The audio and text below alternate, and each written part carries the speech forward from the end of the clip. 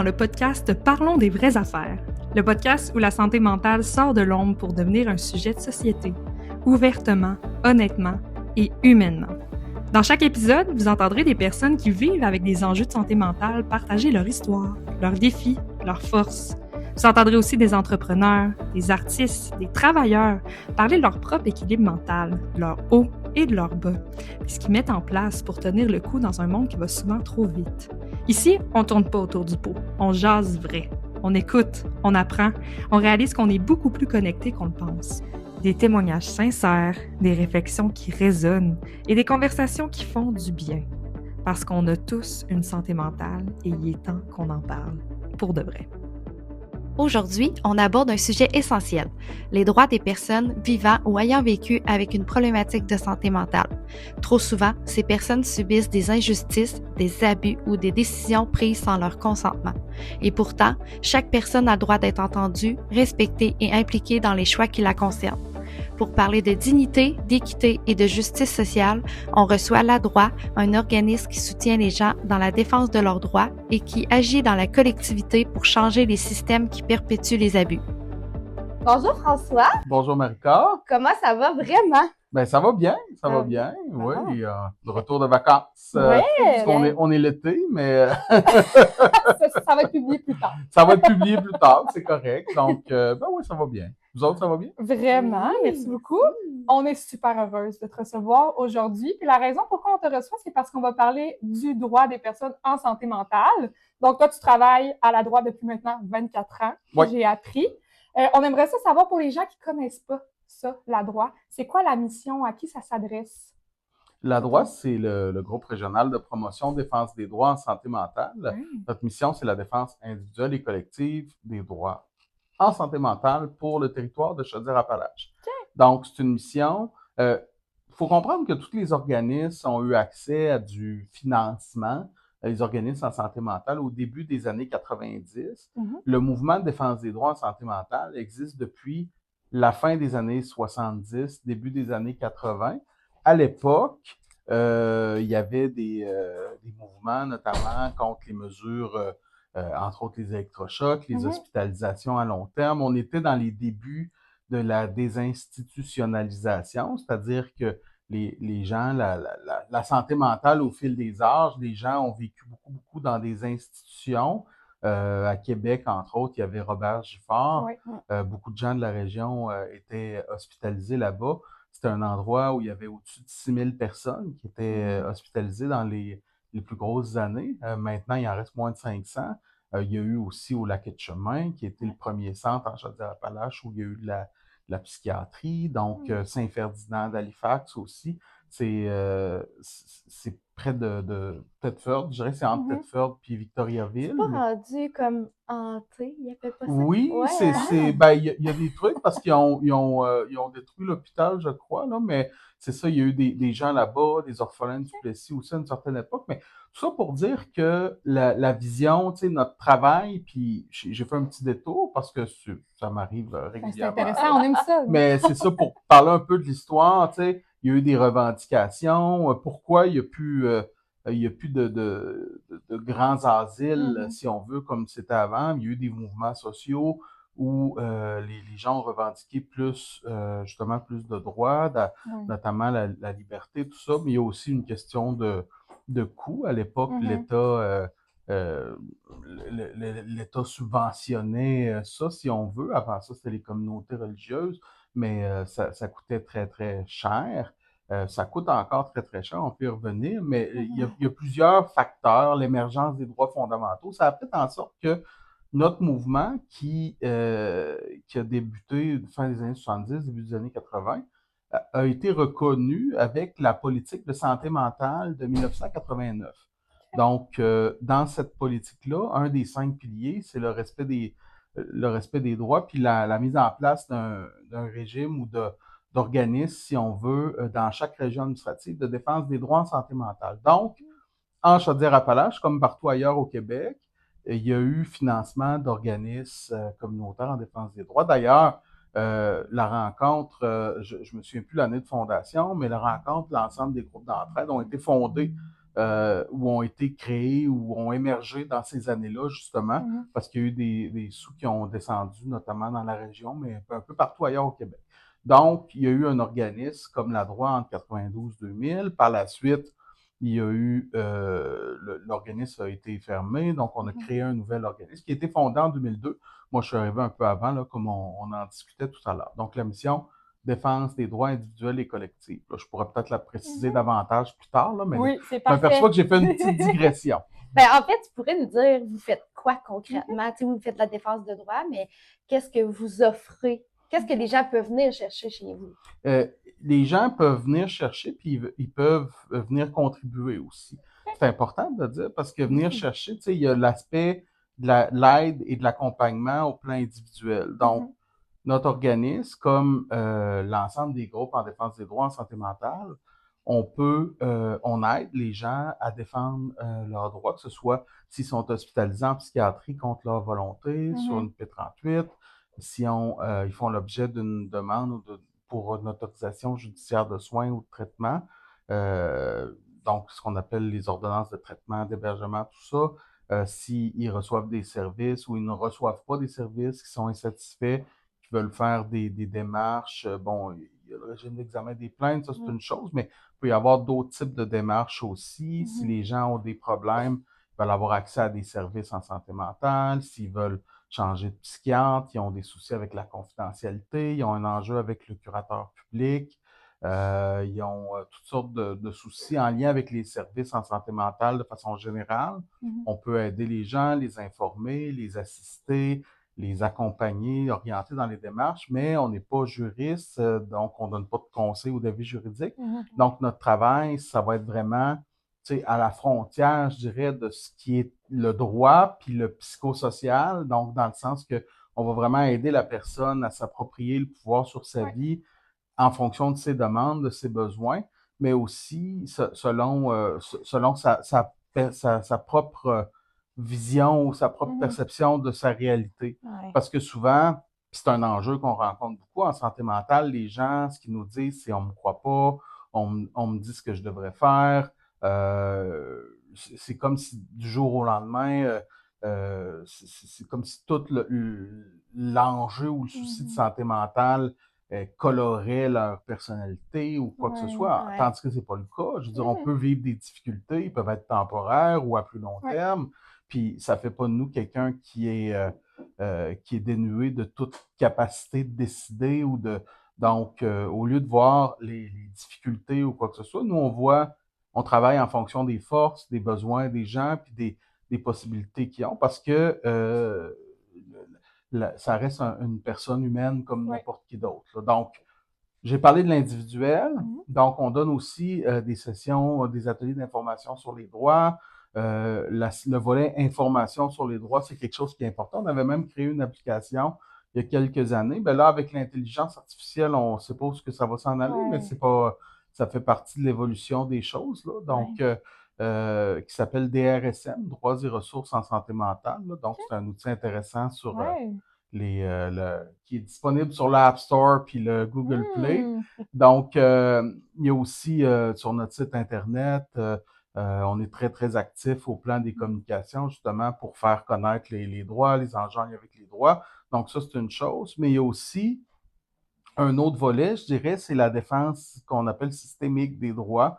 Il y a c'est-à-dire la remise en cause du bien fondé d'une loi, d'une politique, d'un règlement ou d'une pratique là, qui vient à l'encontre. Quand on dit systémique, tu sais, qui est érigé comme un système gros ou petit, comment ça va se traduire? C'est qu'on va agir sur, tu sais, on va prendre la parole, on va prendre position sur les différents enjeux, que ce soit dans les instances de concertation, que ce soit au plan provincial, parce que souvent les lois ou les enjeux ils viennent de ce côté-là, mais aussi au plan régional comme organisme. Donc, s'il y a des pratiques ou des enjeux, des soucis, des préoccupations qui viennent des personnes. Donc, c'est quelque chose qu'on va travailler. Donc, on va produire des mémoires, faire des études. Donc, on a travaillé, on en parlait tout à l'heure, là, le dossier du recours collectif sur la P38. Donc, c'est un groupe régional qui avait initié cette démarche-là. Et puis, il y a eu une entente là, de règlement avec le gouvernement de 8 points quelques millions. Là. D'ailleurs, la rencontre a eu des sous de ça, je crois, ou Pas peut-être encore, pas encore, c'est mais ça, on va en avoir.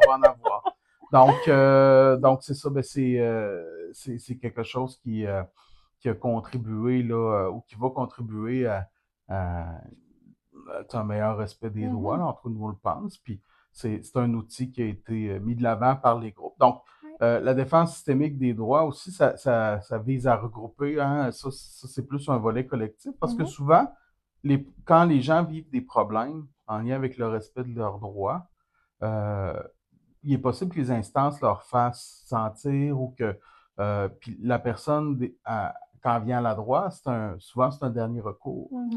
Elle a demandé de l'aide ailleurs, est insatisfaite. Donc, euh, dans ce sens-là, souvent, on va lui faire sentir que c'est une situation d'exception, puis c'est un cas isolé, ou tu sais, donc on va essayer de pondérer aussi, pas nous, mais je veux dire, certaines instances peuvent le faire, ce que la personne vit, tout ça, ou quoi que ce soit, mais au fond, le service, tu sais, la raison d'être du service, c'est la personne qui la requiert. Fait que, dans ce sens-là, on devrait davantage mettre de l'avant le vécu des personnes. Puis là où j'en viens, c'est que les gens viennent chez nous, puis ils ont ce sentiment-là. Donc, nous, on les aide, on va les regrouper, justement, parce qu'il existe des situations similaires pour lesquelles il y a des problématiques. Donc, on va regrouper les personnes pour les aider à défendre leurs droits. Donc, on a eu, au fil des ans, plusieurs dossiers qu'on appelle collectifs, c'est-à-dire des groupes de gens là, qui se sont réunis ensemble, qui ont fait des démarches pour des trucs. C'est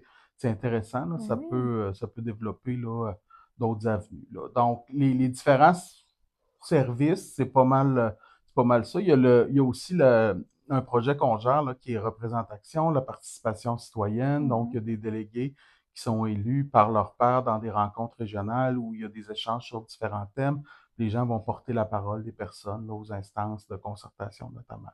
Fait que c'est pas mal ce qu'on fait de façon très, très résumée. Tant est que c'est résumé. Mais j'aime ça. Puis moi, j'ai une question d'ailleurs. Admettons que quelqu'un veut avoir accès à vos services, est-ce qu'il doit absolument avoir un diagnostic? Non, on ne travaille pas de cette façon-là. C'est le fun, ça.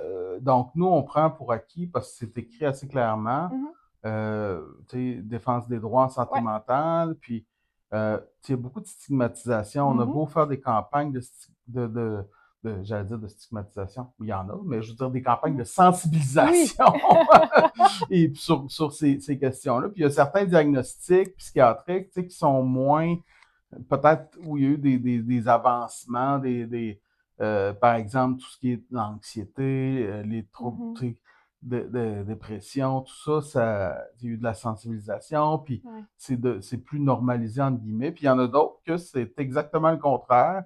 Il y a davantage de préjugés, notamment certains diagnostics. On pense aux gens qui ont été diagnostiqués avec la schizophrénie ou le trouble de personnalité, etc. Donc, c'est ça, on constate qu'il y a davantage de stigmatisation qu'avant. Donc, quand on dit ça va mieux, tendance à dire ça dépend. Mais pour revenir à la question, parce que je fais une autre belle digression, non, nous, on prend pour acquis que la personne se reconnaît vivre avec un problème de santé mentale. C'est sûr, si quelqu'un appelle chez nous et dit « Non, j'ai pas de problème de santé mentale », on va dire il y a d'autres ressources. Écoutez, il y a d'autres ressources. Rendu là, c'est de se reconnaître vivre. On ne demande pas une profession de foi, là, avec le groupe sanguin ou je sais pas quoi, là, c'est ça. Mais non, pour nous, idéalement, c'est de résider ou d'avoir des services en Chaudière-Appalaches parce que sans faire de la sectorisation, c'est sûr qu'on connaît notre région, on connaît notre monde, puis aussi, c'est plus accessible pour les personnes. Donc, c'est ça. Donc, c'est la droite Chaudière-Appalaches. Est-ce qu'il y a la droite, mettons, ailleurs? Il y a d'autres organismes dans chaque région administrative. Ouais. Mais ça ne s'appelle pas nécessairement la droite. Non. C'est similaire. Il devrait, c'est un beau nom. Oui, c'est un beau nom. C'est un beau Puis, tantôt, tu nous parlais un peu des situations que les gens y vivent. C'est quoi justement le type de situation ou d'abus que vous voyez fréquemment que les gens... Mais c'est quoi, mettons, la majeure là, des gens qui vivent avec des problématiques de santé mentale qui vivent le plus souvent? Je séparerais ça en catégories. Tu as l'aspect des mesures d'exception. notamment la garde en établissement, les ordonnances de soins, les mesures de contrôle, ce qu'on appelle les mesures d'exception. Ça, c'en est une. Il y a beaucoup de demandes, beaucoup d'enjeux. Donc, avec la gestion de, je dirais, la liberté, parce que ça fait référence au droit, notamment le droit à la liberté, le droit de choisir, la liberté de choisir, la liberté de circulation, la liberté de... donc, il y a encore beaucoup d'enjeux, notamment en lien avec les mesures de contrôle, avec la P38, avec les ordonnances de soins. Donc, c'est pas en diminution. On souhaiterait que ça le soit, évidemment, puis que ce soit chaque mesure soit traitée ou remplacée différemment. Puis aussi, il faut se mettre dans le contexte où la personne qui reçoit des services, ben, elle va pas là pour vivre ou subir une contrainte. Des fois, on va dire, ah, la personne est violente, agressive ou non, mais ça peut arriver. Encore là, il y a des techniques, des escalades. Là, je fais référence notamment à des mesures aux mesures de contrôle ou encore à même la P38. Est-ce qu'il y a suffisamment d'hébergement de crise? Je veux dire, on peut se poser la question, est-ce qu'on intervient? Non, ben la réponse, c'est non. Nous, on le voit ici, là, dans la C'est région de ça. Sainte-Marie, là, Ben oui. on aurait des besoins, mais il y C'est- a Lévis, Saint-Georges, puis souvent, ben, L'entre-deux, c'est plus difficile. Ouais. là, Oui, dans les- c'est vraiment difficile dans le secteur ici. Puis souvent, tu sais, le premier recours, ça va être l'hôpital. Tu sais, puis Ouais. donner un exemple, il y a 108 lits en psychiatrie en Chaudière-Appalaches en général, mais je pense il y en a plus ou moins 70 à Lévis, puis tu as 9 lits d'hébergement de crise. Donc, pour le territoire qu'on dit C'est ça. Alphonse Desjardins, là. Donc, est-ce que c'est suffisant? Est-ce qu'on met l'accent sur une intervention avant l'hôpital, puis ou avant, puis tu sais, je suis pas en train de dire l'hôpital, tata, non, au contraire, tu sais, pour des gens, ça peut être aidant d'être, tu sais, d'être hospitalisé. Il y en a qui vont de leur propre volonté, euh, mais pour d'autres, quand on subit une contrainte, quand on doit rester quelque part, ben ça peut très bien être une expérience traumatisante. Les gens nous Ouais. témoignent. Donc, est-ce que c'est ça qu'on veut? Moi, je suis convaincu, le personnel ne veut pas faire, tu sais, ne veut pas contraindre nécessairement. En fait, là, donc, dans cette optique-là, ben, il y a beaucoup d'enjeux par rapport aux droits fondamentaux, des enjeux d'information, des enjeux, tu sais, d'équité devant la justice, des enjeux, on en rencontre beaucoup. Puis les gens, ben, quand ils sont dans ce processus-là, peu importe la mesure d'exception, souvent ne sont pas dans la meilleure période de leur vie en plus. Donc nous, notre travail, c'est vraiment de les aider, les assister à comprendre, naviguer dans tout ça. Puis c'est quelque chose qu'on fait là, à la droite. Donc, ça occupe une partie significative. Tu sais. Un autre aspect, ce qu'on appelle les déterminants sociaux de la santé, notamment le logement, notamment les différents programmes sociaux, ça prend quand même beaucoup de place. Bon, il y a certains organismes qui interviennent un peu ou modérément, tu sais, selon leur mission, puis la façon qu'ils l'exécutent, notamment, bon, on parle d'aide sociale, on parle de logement, on a beaucoup de demandes ces années-ci, puis bon, ça ira pas en s'améliorant avec la loi qui vient de changer, qui donne plus de pouvoir aux propriétaires. Donc, c'est un enjeu qu'on rencontre. Les gens se font expulser, puis souvent, ils ne sont pas accompagnés devant le processus du TAL. Puis bon, dans certaines circonstances, on parle de médiation. C'est bien beau la médiation, mais c'est pas vrai qu'on va toujours, tu sais, que les gens s'entendent toujours. Puis c'est correct de faire des démarches pour faire reconnaître nos droits, là. Donc, ça fait partie d'un processus. Au travers de ça, on peut avoir une attitude médiatrice, tout ça, mais c'est pas toujours possible de faire ça. Donc, ça, c'est une chose. Il y a aussi l'ensemble des services en santé mentale, mais aussi d'autres types de droits, comme les droits en lien avec la DPJ, c'est quelque chose qui est en émergence beaucoup. On en rencontre de plus en plus là, des enjeux en lien avec les personnes. Puis souvent, quand les gens ont un problème de santé mentale, ben, il peut y avoir un préjugé défavorable là, en lien avec ce que les gens vont vivre. Fait que je dirais que c'est pas mal dans les trois, tu sais, les principaux enjeux. Puis c'est tellement varié ce qu'on fait, les différents programmes sociaux, j'en ai parlé, donc c'est pas mal ça. OK. Puis tu disais tantôt que vous faites des recherches, vous faites des mémoires au niveau collectif puis Notamment, systémique. on prend position. Puis C'est on est ça. assez assez connu pour ça, Ouais? je pense. OK. Là. Puis présentement, là, tu dirais que vous vous concentrez sur quelles revendications, sur quels enjeux sociaux pour faire vos recherches? On travaille beaucoup sur la P38 depuis OK. une couple d'années, là, parce Ouais. qu'il y a eu une initiative, pas un peu comment je dirais bien ça? Je veux pas dire qu'il y a une réforme qui s'en vient, parce qu'on le sait pas encore. Mhm. Puis, tu sais, au moment où on enregistre, on est à quelques jours d'un possible remaniement ministériel au plan gouvernemental. Fait que qu'est-ce qui va se passer si on change de ministre? Ça va être quoi les priorités du gouvernement? On le sait pas. Mhm. On le sait pas. Donc, le ministre Carman a chargé un institut qui s'appelle l'Institut sur la réforme du droit de la justice de faire une consultation, une étude pour voir si, la P38 était, en tant que loi, était adéquate, parce que c'est une loi qui date de 98, puis deux, si oui, sinon, en fait, quelles sont les recommandations qui feraient pour que ce soit changé. Donc, on est là-dedans beaucoup. On a participé au processus, consulté les gens. On a fait un mémoire pour faire état de la situation dans la région. On a fait, connaître le tout aussi, participer donc avec la GID, notre association provinciale. Donc ça, on a été beaucoup, beaucoup là-dedans. On continue de l'être aussi. On a d'autres projets par rapport à ça. Donc, au moment où on enregistre, ben, on est en train là, de finaliser la collecte de données pour faire une étude sur l'application de la P38 dans Chaudière-Appalaches. Donc, on a relevé l'ensemble des décisions en 2022-2024 de P38 dans les 4 palais de justice. Donc, c'est une collecte de données là, qu'on fait depuis l'an passé, justement, pour analyser l'état des lieux. Parce que on peut dénoncer des situations, on essaie d'être rigoureux, puis c'est important de le faire quand des situations arrivent.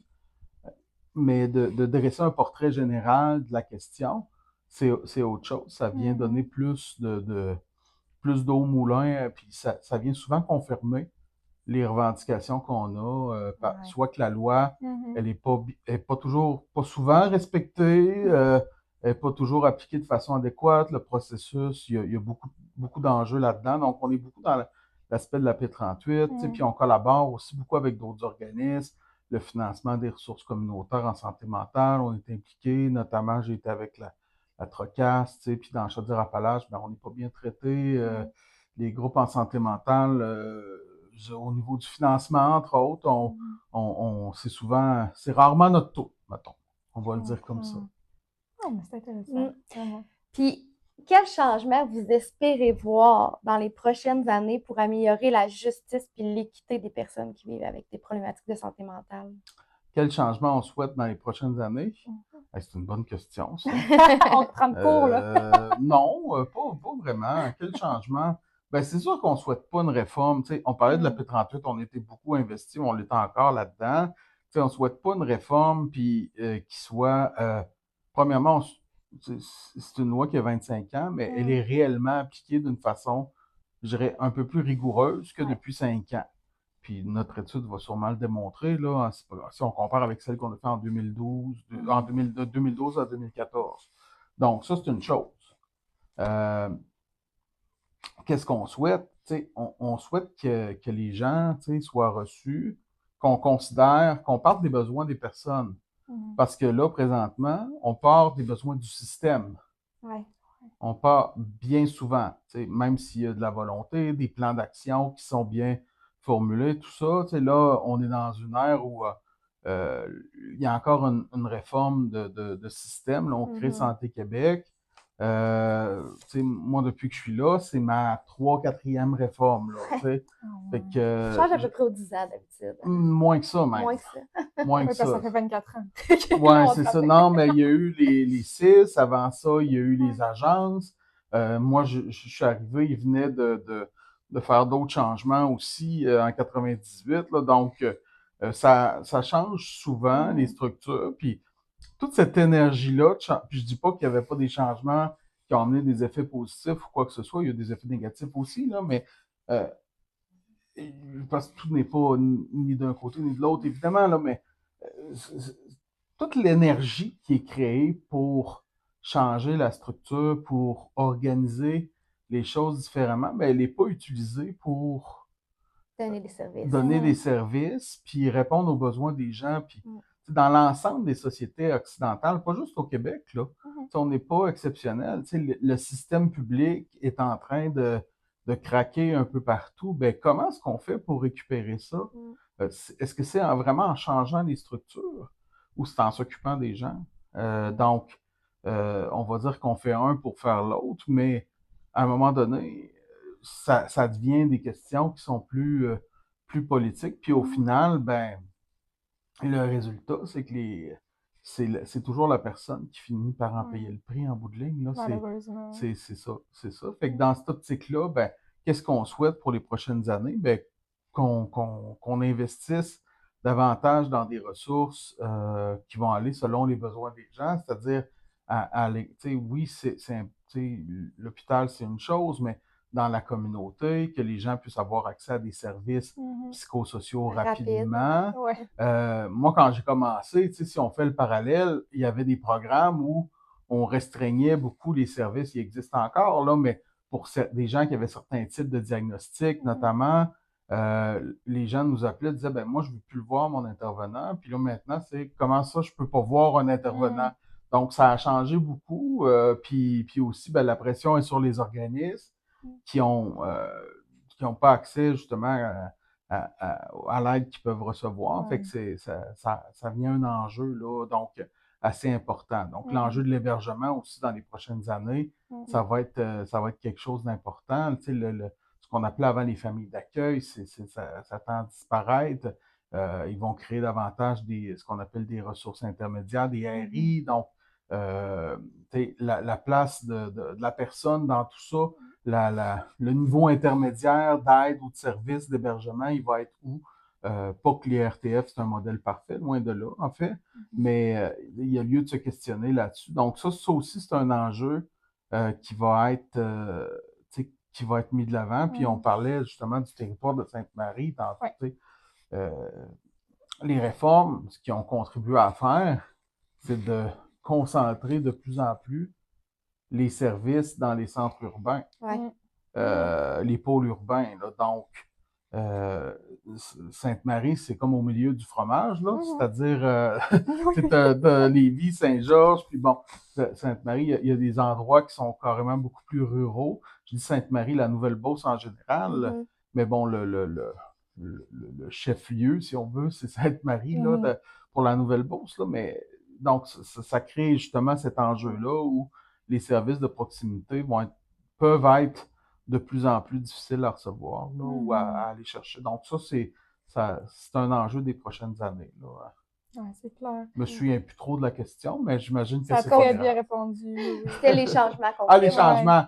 J'en souhaite plein de changements, mais surtout qu'on priorise de donner une réponse humaine, puis adaptée aux besoins des personnes. Puis ça,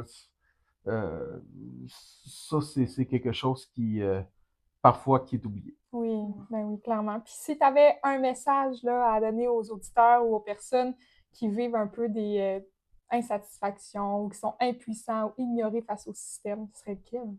Ben, vous avez plus de pouvoir que vous pensez. Oui. Puis ça, c'est une chose. Puis aussi, ben, souvent les gens, ils peuvent dire, ah, c'est un gros bateau, moi tu sais, mais le pouvoir de faire reconnaître ses droits, de dire, ben non, j'accepte pas ça, je me fais entendre, puis tu sais, souvent on peut voir, ça peut être perçu négativement ou de dire, ah non, faut aller de l'avant, c'est négatif, ben, souvent pour la personne, même juste de faire le processus ou la démarche en lien avec la reconnaissance, le respect de ses droits, même si le résultat, peu importe, je dirais le résultat, juste le fait de faire le processus, ça va aider la personne à s'approprier du pouvoir sur sa vie. J'ai rencontré des gens au fil des ans qu'on a aidés, puis qui ont, pour certaines personnes, ça a fonctionné, puis ça a changé leur vie. Pour d'autres, ça a pas, le processus n'a pas nécessairement fonctionné, mais juste le fait qu'ils disent, ben non, tu sais, aujourd'hui, moi, je me bats pour me faire respecter, ben au final, juste de faire ça ça a enclenché autre chose, puis la personne elle a une vie plus satisfaisante. Là, ben, je crois beaucoup, évidemment, parce que, je l'ai vu, puis aussi, ben, sinon, ben, je ferais, je sais pas quoi d'autre chose. C'est clair. Puis, admettons, pour avoir accès au service, ils ont juste à vous appeler directement à la droite. On se gratuit. déplace, c'est gratuit, Ok. confidentiel. Donc, les gens peuvent nous contacter. Je peux donner les coordonnées. Ben oui, pourquoi pas? Vas-y. On est bien parti. Mais hein, oui, c'est- on veut que les ressources soient accessibles. C'est ça. Ben, aussi, c'est important, Ouais. c'est ça. Puis, tu sais, on est en complémentarité avec les autres ressources aussi. On travaille beaucoup, là, puis c'est important. Mais je vais revenir sur notre numéro de téléphone. 418-837-1113. On a un numéro sans frais. 1-866-837-1113. 1113. Notre On site dirait une internet. pub TV. Ben, c'est ça. Alors, appelez dès maintenant. Le numéro sera au bas de Le l'écran. numéro va être au bas de l'écran. 1-800-567. Donc, c'est ça. C'est les anciennes publicités.